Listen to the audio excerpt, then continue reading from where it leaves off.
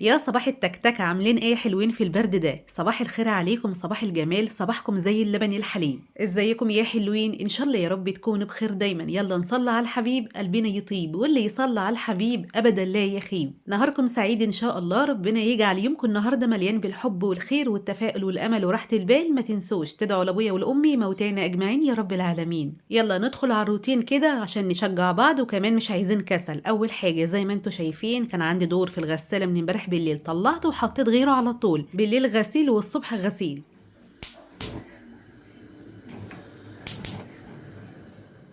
وبعد كده يا حلوين نسخن الحليب ونسخن الميه عشان نعمل لنا كوبايه نسكافيه، وكمان سندوتش كده ايه، جبنه مقمر. يعني هف عليا النهارده، قلت والله لا اعمل سندوتش كده ايه، جبنه وامرها على البوتاجاز. يعني بحبه كده مقرمش كده وجميل. بس هعمل نص سندوتش بس كفايه. كفايه لان الايام اللي فاتت دي يعني الواحد خرف كتير بصراحه، فيعني ايه عايزين نظبط شويه، لان مش نافع كده خالص. على الشتا وعمايله، يا دي الشتا وعمايله. يعني نطلع من الصيف نخش على الشتا، ونطلع من الشتا ندخل على الصيف، يعني مفيش وسطنا ابدا. الصيف يعني الواحد بيعرف يتحكم في نفسه شويه.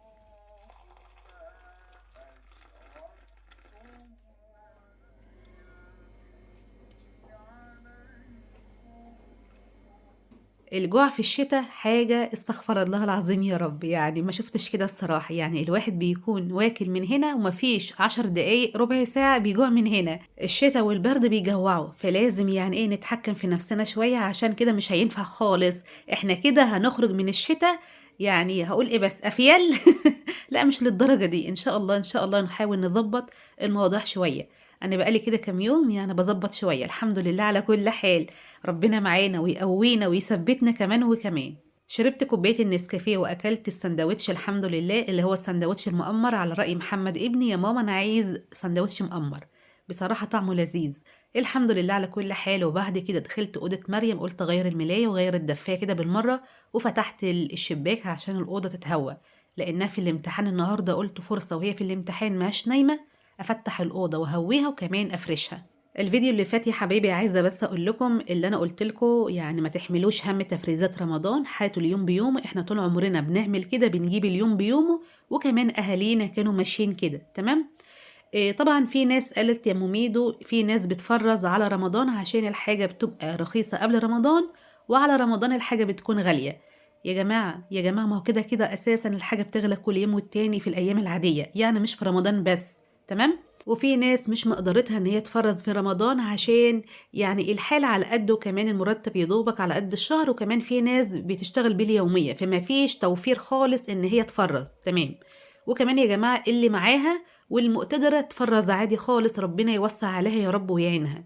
لكن احنا يا جماعة الحاجة فعلا اللي احنا عايزين نفرزها ومحتاجينها في رمضان، يعني هقولك ايه، زي الطماطم مثلا. الطماطم لما تكون رخيصة، وهي اليومين دول رخيصة، هاتلك قفص وفروميه وسبكيه وحطيه في الفريزر. ده انا معاكي، وفي نفس الوقت يعني ايه مش غالي قوي.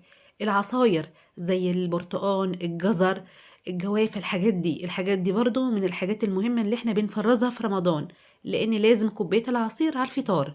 فالحاجات دي سهلة والحاجات دي بسيطة، مش مكلفة قوي زي اللحوم والحاجات دي. فطبعا يا جماعة كل واحد على قد ما هو عارف هو ماشي بيته ازاي، وكل واحدة عارفة هي في ايديها ايه، وكل واحدة عارفة هي هتجيب ايه. يعني فانتي ما تحمليش فوق طاقتك يا حبيبتي. احنا طول عمرنا والله العظيم بنجيب اليوم بيومه، ورمضان بيدخل ببركته وخيره والاكل كتير، والاكل بيبقى ما شاء الله، يعني عايز كمان ناس تاكل معانا، سيبيها على الله. هنا بقى يا حلوين كنت خلاص روقت الأوضة وغيرت الملاية والدفاية ومسحت السفرة وكل حاجة في الأوضة، وكنستها ومسحتها. بس ايه يعني اختصرت في الموضوع عشان الفيديو ما يطولش عليكم. وطلعت المخدات واللحاف والبطانية في الشمس عشان يتهوى شوية. وتعالوا عشان نحضر الغداء. النهاردة هنعمل فتة وده بط حلو كده. أول حاجة هنعمل له تتبيلة بس حلوة كده الأول قبل ايه ما نسويه. بشرة طماطماية وبصلاية، وحطيت شوية ملح، فلفل أسود، كزبرة، جنزبيل. وبعد كده دعكت بقى الدكر البط ده من جوه ومن بره، يعني تبلته بالتتبيلة الحلوة دي. والدكر البط ده يا جماعة مغسول ونضيف ومنقوع في مية وملح وليمون وزي الفل. وأهم حاجة مصفية من المية خالص. لازم تصفي اللحوم والحاجات دي والبط والفراخ، عشان المية بتعمل ريح الزفارة في قلب الحاجات دي. تمام. تبلت بقى الدكر الحلو ده، وبعد كده هكتفه. وبكون حاطة مية على البوتاجاز عشان تغلي، حاطة فيها برضو طماطماية وبصلاية وورق لورا حبهان. وطبعا أول ما يغلي غلوتين كده على نار عالية هدي النار عشان يستوي على نار متوسطة. ولو طلع ريمة بشيل الريمة وبحط بقى شوية ملح وشوية فلفل أسود. طبعا الحلة صغيرة، عمالة يعني أنزل الدكر في قلب الحلة، فين وفين عما نزل بالعافية. قلت يا ريت كنت قطعته نصين، يعني خليت الصدر لوحده واللي وراك لوحدها، بس الحمد لله الحلة خدته. كده كده اساسا يعني الحاجات دي بتكش شويه، فالذكر لما يكش شويه لما يستوي طبعا هياخد راحته في الحله وشويه، وهقلبه برضو الناحيه التانية عشان يستوي على الناحيه التانية. بعد كده غطيت، وتعالوا بقى نعمل الطماطم بتاعه الفته. هنا فرمت حوالي كده شفشق الا ربع طماطم، هصفيه عادي خالص، وبعد كده نحضر الفته بتاعتنا. انا النهارده كنت عايزه اعمل حله محشي جنب الذكر، قالوا لي انا عملت محشي مش واكلين. زهقتهم في المحشي. قلت لهم يا ولاد ما هو الشتا بيحب الحاجات دي يا ولاد. قلت لهم ما انتوش عارفين حاجه، يا سلام بقى على المحشي كده لما نشربه من شوربه البط، يا سلام على السمونيه والحلاوه والطعامه، بس انتوا مش عارفين حاجه. قلت اعمل لهم النهارده فته جنب الدكر. هنا يا جماعه كنت حمرت حوالي معلقه صغيره من التوم في شويه زيت، وبعد كده حطيت معلقه صغيره من الكزبره الناشفه، شوحتها كده مع التومه، وفي الاخر حطيت معلقتين خل كبار، وندي تقليبه للحاجات الحلوه دي، وبعد كده نحط الطماطم وتش على طول. حطيت شوية فلفل اسود بس مش هحط ملح، لان طبعا هزودها شوية شوربة والشوربة هيكون فيها ملح، ونهدي النار شوية ونسيبها عشان تتسبك. تعالوا بقى نعمل كده طبقين رز معمر لابو ميدو عشان مسافر وياخد اكل معاه. هنا كنت غاسلة حوالي 3 كوبايات رز، هنا كوباية ونص وهنا كوباية ونص، تمام. بعد كده حطيت هنا شوية ملح وهنا شوية ملح، وقلبت كل الحاجات الحلوة دي، ونحط بقى الحليب. الحليب عادي خالص يا جماعة، دافي ساقع عادي خالص. بعد كده هزود كمان شوية مية وهقلبه وهسيبه يتنقع شوية. طبعا اول ما بقلبه كده واحس ان هو خفيف معايا في التقليب يبقى المية بتاعته مظبوطة جدا. طبعا انا جيت هنا عندي باب المطبخ عشان النور قطع في الوقت ده، فيعني استنيت واضطريت يعني استنى النور يجي عشان اكمل بقية الحاجات الحلوة دي او الاكل بتاعنا في النور. بعد ما اتنقع بقى يا جماعة حطيته تحت الشواية هنا عشان وشه ياخد لون، وبعد كده بطلعه بغرزه بالسكينة، بحط عليه حتة قشطة او حتة سمنة بلدي، وادخله الفرن، اولع الفرن من تحت واطفي من فوق يتردد. الاطباق دي يا جماعة اللي هي الحرارية كانت عندي ايام ما كنت بطلع اوردرات، فطبعا يعني عندي كده كام طبق، فالحاجات دي انا بعمل فيها اكل لابوميدو بياخدها معاه، فبصراحة نفعاني خالص. هنا كنت حطيت حتة قشطة هنا وهنا، وكمان حطيت حتة سمنة بلدي هنا وهنا، وما شاء الله ما شاء الله الرز هيكون طعم طعامة يعني في الجون. ندخله بقى الفرن يتردد على نار هادية. هنا بقى كنت حمرت او قطعت هنا حوالي رغيفين عيش تقطيع صغير، وحطيت معلقة كبيرة من السمنة البلدي، وهديت النار شوية وسبت العيش عشان يتحمص، عشان احنا بنحبه متحمص. الاطباق اللي انا حاطه فيها رز معمر يا جماعه انا حطيتها في صينيه، عشان ما ينفعش ان انا احطها كده على الشبكه في الفرن، لازم احطها في صينيه عشان اعرف اتحكم فيها او اشيلها. الدكر هنا كان استوى، واول بقى ما يستوي كده هو سخن بحب ارش عليه شويه ملح وفلفل اسود. ما شاء الله الشوربه جميله وسمينه وعسل ما شاء الله، وريحتها جميله قوي. العيش بتاعنا ما شاء الله عليه كان اتحمص ومقرمش وزي الفل. تعالوا بقى نحضر الغدا بتاعنا عشان ناكل. الصلصة بتاعتنا ما شاء الله اتسبكت، وبعد كده بديها كده او ازودها حوالي كرن بين شوربة، واغليها برضه غلوتين، وبعد كده نعمل بيها الرز والفتة. طبعا انا عندي حلة رز كده صغيرة من امبارح كانت فايضة، قلت لا مش هطبخ رز النهاردة، الرز ده سخنه عادي خالص، وبعد كده احطه على الفتة. هنا حطيت بقى على الشوربة، على شوربة يا ام ميدو، حطيت الشوربة على العيش، يعني حطيت كده حوالي كرنبين 3. ما بحبش العيش يكون طري قوي، يعني بحب فيه قرمشة شوية. بعد كده حطيت حوالي برضو شوية صلصة كده، يعني كرنبين 3، عشان يعني نظبط المسائل. وحطيت الرز اهو يا جماعة، وبعد كده حطيت برضو كرنبين شوربة على الرز، ونحط بقية الصلصة، وبقية الصلصة اللي في الصينية حطها في طبق على الأكل عشان اللي حابب يزود، ويبقى كده يا حلوين. ما شاء الله الغدا جاهز، وما شاء الله ما شاء الله بألف هنا. تعالوا بقى اتغدوا معانا، أحلى غدا ليكم. ما شاء الله الشوربة اهي، وكمان المخلل، وكمان الصلصة اهي عشان اللي حابب يزود. والدكر البط أنا دهنته حتة سمنة بلدي وحمرته تحت الشواية، والحمد لله أكلنا وشبعنا واتبسطنا والحمد لله. تعالوا ما أقول لكم ما شاء الله الدكر اهو استوى بقى زي الفل، مع ان الحلة كانت ضيقة بس ما شاء الله يعني استوى. اوريكم ما شاء الله، ولحمته حمرا وجميلة وعسل، ما شاء الله بألف هنا، بألف هنا. والتتبيلة اللي أنا عاملاها له بصراحة التتبيلة دي بتفرق جدا في طعم البط يا جماعة، والله العظيم مدياله طعم ونكهة ما شاء الله ما شاء الله بألف هنا.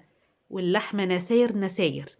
اتغدينا والحمد لله، وبعد كده غسلت المواعين والبوتاجاز، وبالذات البوتاجاز لأني طبعا الشوربة والفتة وكل ده بهدل البوتاجاز. شايفين والله العظيم مسكته غسلته، يعني قلت لا أنا مش هحضر أكل أبو ميدو غير لما أنضف المطبخ واغسل المواعين واغسل البوتاجاز، عشان ما ينفعش اعمل عليه حاجه يعني هو كده متبهدل. ده يا جماعه بنات الشركات اللي انا كنت عاملاه قبل كده من فيديوهين كده، ما شاء الله عليه، طلعته من الفريزر وهو مجمد كده، بحمره على طول في الزيت والنار تكون متوسطه، ما شاء الله عليه زي الفل. طبعا انا بعمل الحاجات دي كلها لابو ميدو عشان مسافر بالسلامه، وانتوا عارفين لما بيسافر بعمل له اكل. فتعالوا بقى نحضر كده حاجات كده بسيطه على السريع كده له. طلعت الناجتس من الزيت وحطيت دور تاني. تعالوا بقى ايه، كنت جايبه النهارده خضار وفاكهه عشان برضه اديله. كنت جايبه موز الاتنين كيلو ب25، والخيار الكيلو ونص باين ب20، انتوا عارفين يعني اللي انا بنسى. وجبت كمان الطماطم الكيلو ونص ب10، وجبت كمان الليمون النص كيلو ب10. تمام. ما شاء الله الخضار والفاكهة ما شاء الله فريش وزي الفل. جبت كمان كيلو فلفل ب12 جنيه، وجبت كمان استفندي جبت الكيلو وربع ب10. تمام. تعالوا بقى اما اعبيله الحاجة اللي هو هياخدها معاه. طبعا انا بديله يا جماعة اي حاجة موجودة عندي، زي الفاكهة دي بديله السفندي، موز، اي فاكهة عندي موجودة انا بديله منها. وكمان بديله خضار، يعني بديله فلفل، طماطم، بطاطس، خيار، ليمون، اي حاجة موجودة عندي من الحاجات دي انا بديها له. لان الحاجات دي كلها يا جماعة بتبقى غالية هناك في مصر، لان هو شغال في شركة في 6 اكتوبر والحاجات دي غالية هناك. فانا بعمل على قد ما اقدر اللي انا اديله حاجات تكفيه. وكمان لو اشترى من هناك بيشتري حاجات بسيطة، يعني ما بيشتريش حاجات كتير. وبديله كمان رز وبديله زيت لو احتاج رز، بياخد رز وزيت. وكمان بعمل له قراقيش وبعمل له كيكة وبعمل له كل الحاجات اللي هو عايزها. وكمان والله العظيم يا جماعة يعني كل مرة دايما يغلبني في أخذ الحاجات دي. عند أبو ميدو ما بيحبش يشيل أي حاجة من دي، فطبعا هو بينقص من الحاجة، بياخد حاجات بسيطة، وأنا أرجع أعبي الحاجة تاني وأقول له لا خدها عشان أنت مش فاضي تنزل تشتري حاجة. لأن هو يا جماعة بيقف ساعات طويلة في الشغل، فمش فاضي خالص ينزل يجيب حاجة. وكمان يا دوبك بيروح ينام ياكل لقمة وينام. فربنا يعينه ويعين كل زوج يا رب، اللهم امين. بيجروا ويشقى على اهل بيته، ربنا يعينهم ويقويهم يا رب. طبعا عبيت له الحاجه يا جماعه دي كلها في الاكياس، لان انا يعني ما بحبش احطه في اطباق له الحاجات دي، لان هو بيرمي الاطباق، فانا بحطها في اكياس تلاجة. وحطيت له كمان عيش اهو ما شاء الله بالف هنا. وكمان شويت له وركين في الفرن، وادي البانيه وادي الرز المعمر بتاعنا ما شاء الله القشطه عليه. واول ما بيسخن الرز المعمر، هو بيسخن الرز المعمر يا جماعه في الاطباق دي عادي خالص، القشطه بقى بالسيح على الرز ما شاء الله بيبقى جميل. غلفت له الحاجه وعملت له الحاجه ما شاء الله، يعني لفتها له عشان ياخدها بالسلامه. وطبعا انا بعمل الحاجه اللي انا بقدر عليها يا جماعه، الحمد لله على كل حال. والله لو في ايدي اعمل اكتر من كده اعملها. وطبعا عبيت له الشوربه، يعني كان عندي شوربه حطيتها له في كيس تلاجة او في ازازه، بس انا ما عنديش ازازه فحطيت له في كيس تلاجة. كده يبقى تمام خلاص، خلصت كده يومي. وكمان الغسيل اللي انا كنت حطاه الدور في الغسالة نشرته كمان. والحمد لله على كل حال. وده كان يوم النهاردة، وده كان فيديو النهاردة. أتمنى من كل قلبي إن فيديو النهاردة يكون خفيف عليكي واستفدت منه وطلعت منه حتى ولو بفكرة بسيطة قد كده. أتمنى كمان لو أول مرة تشوفوني أنا أم ميدو، ودي قناتي ودي صفحتي، ما تنسيش بقى اشتراك وشير ولايك. مع ألف سلامة حبايبي.